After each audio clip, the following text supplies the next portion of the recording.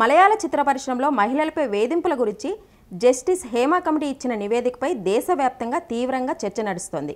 ఇప్పటికే ఎందరో సినీ స్టార్స్ తమ అభిప్రాయాన్ని వెల్లడించారు.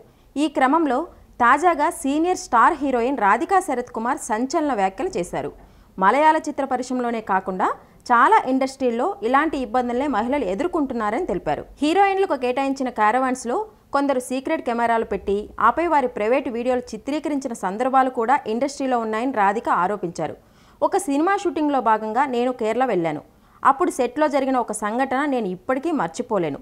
షూట్ ముగించుకొని నేను అటుగా వెళ్తున్న సమయంలో కొంతమంది మగవాళ్ళు ఒక చోట గుమిగూడి ఫోన్లో ఏదో చూస్తూ నవ్వుకుంటున్నారు. కానీ వారందరూ ఒక వీడియో చూస్తున్నారని నాకు అర్థమైంది.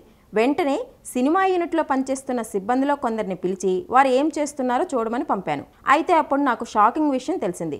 కారవాన్స్లో సీక్రెట్ కెమెరాలు పెట్టి ఆపై మహిళల వ్యక్తిగత వీడియోలను చిత్రీకరించి ఫోన్లో చూస్తున్నారని తెలియడంతో షాక్కు గురయ్యా. వెంటనే అక్కడ చిత్ర యూనిట్కు ఫిర్యాదు చేశాను.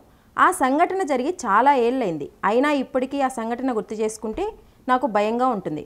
ఆ రోజు నుంచి నేను క్యారవాన్ ఉపయోగించాలంటేనే భయపడతాను. దుస్తులు మార్చుకోవడానికి, రెస్ట్ తీసుకోవడానికి, భోజనం చేయడానికి ఇలా పర్సనల్ పనులకు సెట్లో క్యారవాన్ మా ప్రైవేట్ ప్లేస్ అని రాధిక అన్నారు. అయితే స్టార్స్కే ఈ పరిస్థితి ఉంటే ఇక చిన్న చిన్న ఆర్టిస్టుల పరిస్థితి ఏంటని నెటిజన్స్ కామెంట్ చేస్తున్నారు.